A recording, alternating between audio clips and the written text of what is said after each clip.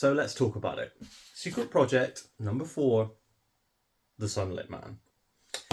As you know, if you've been watching the channel, I have been reading Brandon Sanderson books in November.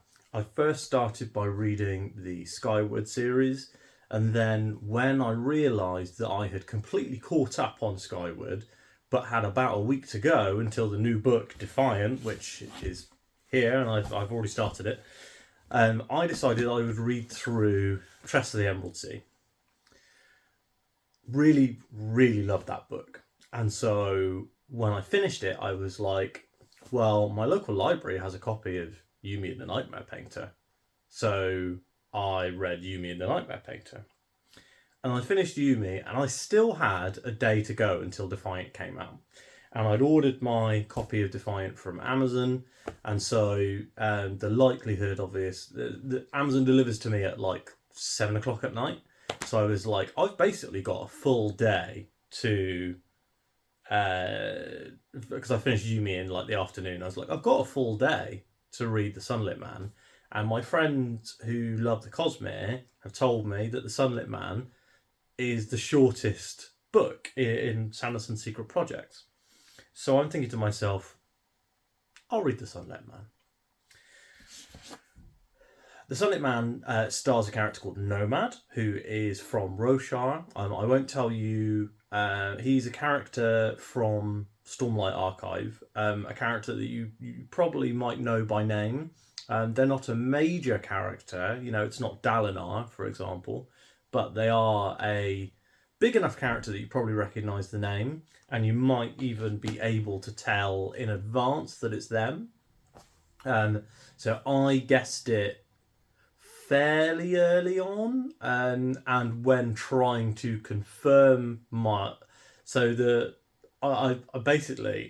was like, I think I know who this is. I think it's this character, but wasn't 100% sure on their name, and so typed into Google, and the autocomplete was like, X character is the Sunlit Man. So that's quite funny. So Nomad is on the run. He's being hunted by a mercenary group called the Night Brigade, who are an army from Threnody, who, once the soldiers die, they continue to fight by having their shades join the army. And Nomad has the ability to skip between planets. Now, skipping between planets costs him a lot of investiture, but he is able, due to some unique modifications to himself, to kind of draw in any type of investiture that he's able to find. So he can use, native magic systems. He can use pure investiture. He can even consume living creatures, for example, that are made of investiture. Hi, Barry. Barry the cat has turned up, but he's off camera, so sorry, you get to maybe hear some purring. I don't know.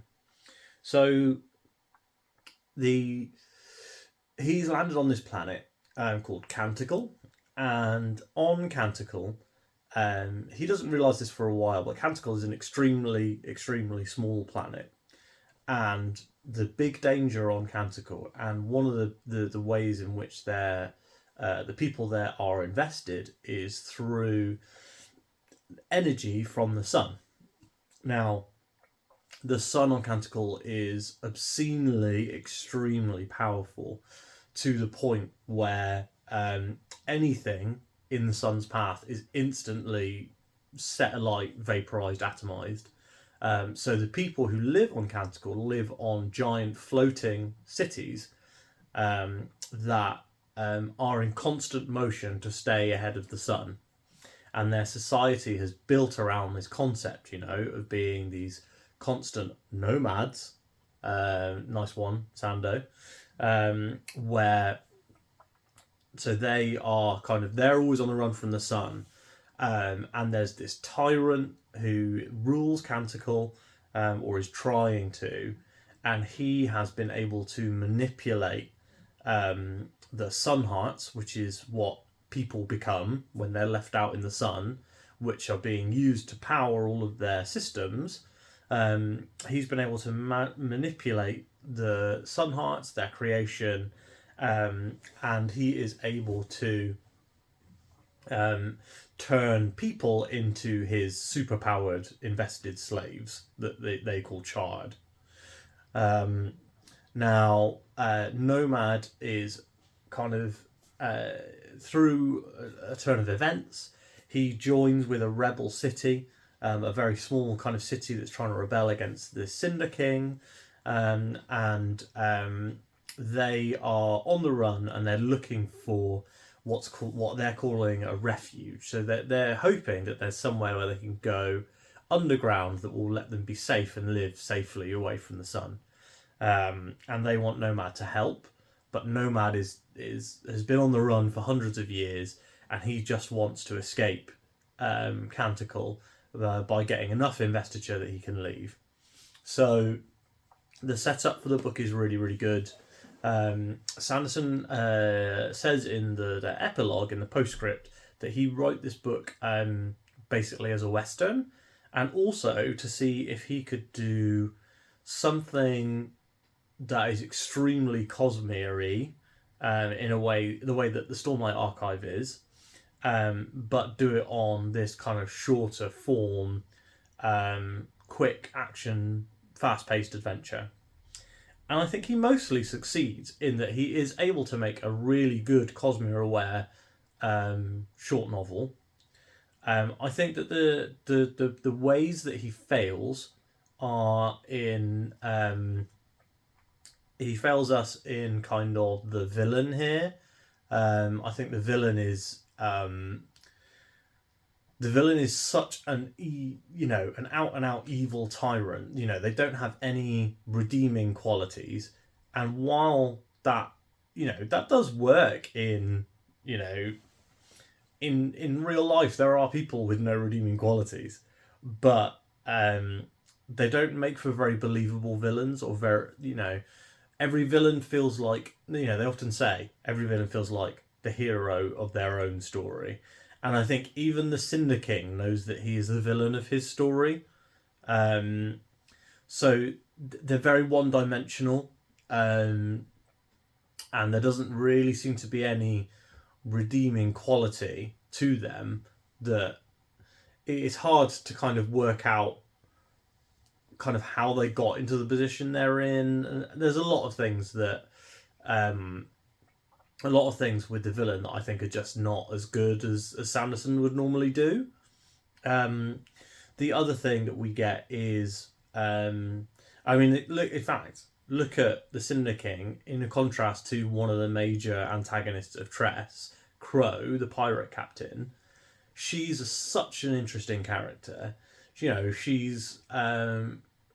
does have these issues, where she revels in violence. She's a killer, but she's also got this other, she has this other side to her. She has her reasons, and the Cinder King's reasons are basically that he wants to rule the world, and that's world domination is not the best motivation, or like the most nuanced one. So yeah, I think it lets us down on the villain, and I think that overall the story in and of itself is very simple, and I think that the way that he makes the book more interesting, and not just we go from A to B to C, is all of the Cosmere stuff. So talking in depth about things like investiture, about Spren, and about Roshar, and about kind of future Skazrian tech. There's a lot of stuff that this book is very, very, very Cosmere aware. I don't think that it's to the point where you wouldn't enjoy this book if you didn't have any knowledge of the Cosmere, or didn't know who the characters were, or anything like that.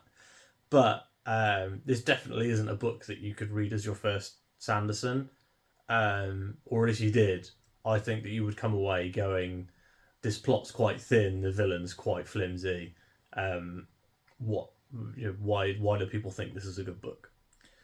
And I think for me, I actually struggled a bit with this book.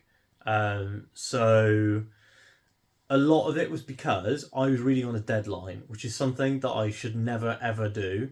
And every time I do it, I go, I'm never going to do this again. I'm never going to force myself to read when I'm not in the mood for reading.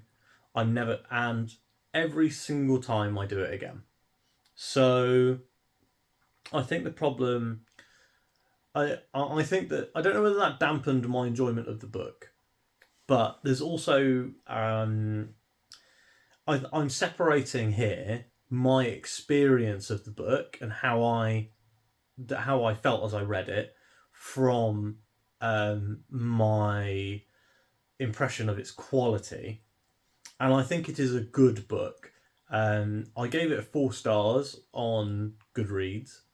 And I think that 4 stars is pretty accurate for this book. It's got a lot of fantastic scenes. The main character, Nomad, and I kind of wanted to sleep on this, which is why I didn't record the video yesterday when I finished it. But I think the main character of Nomad is my favourite main character in a Sanderson book, which previously was Wax from the Era 2 of Mistborn. And I mean, well, they're probably neck and neck, and because we spent more time with Wax. But I think Nomad is such an interesting character. He's got this, he's got this unrevealed, mysterious past. We know certain things have happened or have had to have happened to get him to where he is. He is very Cosmere aware because he spent hundreds of years skipping around the Cosmere, visiting all these different places. Sanderson says in the postscript or epilogue or what have you that he doesn't think he'll write a book starring Nomad again, and I have to say I'll be extremely sad if that is true and doesn't happen. I hope he goes back on that statement, because like I said, I think he's incredibly interesting. There's certain things happen to him through the story which remove some of the things that I found, well, not remove, but lessen some of my favourite aspects of his character. However, I still think I would like to see that character again, and I'd like to see a lot more of them. So, do you know what? I hope I haven't said Nomad's real name in this video, because it is a non-spoiler review, so I'm probably going to have to go and listen back to this section. So we're looking, right. Anyway, I think Nomad is my favourite protagonist in one of these, and I think definitely my favourite protagonist in the secret projects. Although both Tress, Yumi, and Painter are really, really good. I like those characters a lot. But I think that Nomad, and I mean, it is also because Nomad's basically a superhero. And I love those concepts. I like sci-fi superhero stories. It's why I really vibed with Wistful Ascending earlier this year. It's why I really, really vibed with Wistful Ascending. And I think that if you liked that book and you've read the Cosmere, then definitely this one will be one that you'll enjoy. I wonder if also not reading it via a physical book, which is my preference, might have made me slightly less engrossed in the book, because I often find when I read on Kindle, I am more easy to distract. I don't know why, it just is the case. But yeah, so character-wise, Nomad is incredible. Loved Nomad. I think he's excellent. All of his dialogue, his story as it went, and the character arc that he goes through, loved it. Absolutely loved it. There's only really like 2 other characters, 3 if you count the Cinder King, but again, he's extremely one-dimensional. So it's difficult really to say that the characters are fantastic, and like I said, the plot is quite thin. I think that Nomad as a whole saves the book from being a 3-star for me. I like, and that's why it's gone up to a 4. but it is. Well, we've talked about the concept below of kind of how a lot of books I feel fit into that 4-star range, because I don't read books that aren't like really good. So a lot of books fit into that 4-star range, but a lot of books. So we have books that kind of lean into that low 4 and that high 4, or who might. And I think that in this case, the Sunlit Man has kind of pipped just over from a high 3 into a very low 4, like 4 on the dot, if that makes sense. Whereas other books, so for example, Tress was very close to a 5. Maybe even if I reconsidered it down the line, it might rate as a 5. And I think that the Sunlit Man was, for me, maybe the worst of the 3. I don't know. I would say Sunlit Man and Yumi and the Nightmare Painter are roughly even. There's one real major dislike that I had with the Sunlit Man, and this is something that I have talked about with some friends, and they all disagree with me. So I know I'm out on my own on this one, and it is the scientification of the magic in the Cosmere. So I, for example, love Alamancy. I love the Stormlight magic system. I like all the magic systems in Brandon's worlds, but I think that because he has to knit them together through this central idea of investiture, that is where he starts to lose me. Where we start talking about, X number of units of magical power, like that is inherently, to me, removing possibilities. So I think that it's important to have limits on a magic system, which is why I do like hard magic systems. So I like when they have limits, but I don't like when they are limited and therefore removing possibilities from storytelling. This is really one of the first times this has come up for me. I think that maybe if you are super, super deep into the Cosmere and you are looking at, the science and the whatever, or the science and the in-depth, this Alamancer can do X, Y, Z, it all kind of feels like can Superman beat Goku sort of stuff to me, almost. Like, oh, well, X person can lift 10,000 pounds, and this person trained harder so they can lift 11,000, and like, that isn't particularly exciting to me. I think that magic systems do need limits, but I think that magic systems should stay magical. So, like, we don't know, for example, read Dune, right? Dune's a sci-fi novel, but you don't know, the navigator doesn't need 6 teaspoons of spice to get from one planet and 7 teaspoons to get to another. Like, those details aren't important, and they, I think that sometimes, in this book in particular, Sanderson talks a lot about the units of investiture and how much he has and how much he doesn't have, and that sort of thing. And I think that the magic system being less explicit or less sciencey probably would be more interesting to me. I wouldn't mark the book down for that, because that's kind of a background thought that I have for the Cosmere as a whole, if that makes sense. Like I was saying to my friend, I don't want, Kaladin sat on the bridge of a starship trying to get the engineer to just put a few more storm lights into the engine so they can go to warp speed or whatever. Like, that level of science fiction in this fantasy story is not particularly interesting to me. I'm still in on the Cosmere because I'm still in on Brandon's writing. I'm still really want to see where all these characters go. I want to see what happens next with the Scadrians, I think the most. And I think that we have new Mistborn books coming at some point. I will read Elantris at some point next year, probably when the maybe when Stormlight is coming around. So I've got that kind of getting back in the Sanderson brain. But for now, yeah, that's kind of where I'm at on the Cosmere. That was a really weird rambling ending to this review. But I did like the book, and I think that if you like the Cosmere, you'll love it, or most likely love it. And if you're interested in a spoiler discussion on this, I actually am planning to do one.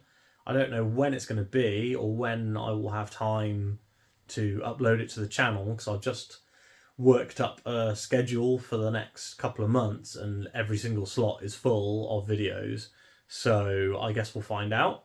But if you are super interested in that spoiler discussion, then please do say so in the comments, and I'll see if I can try and get it pushed up the schedule.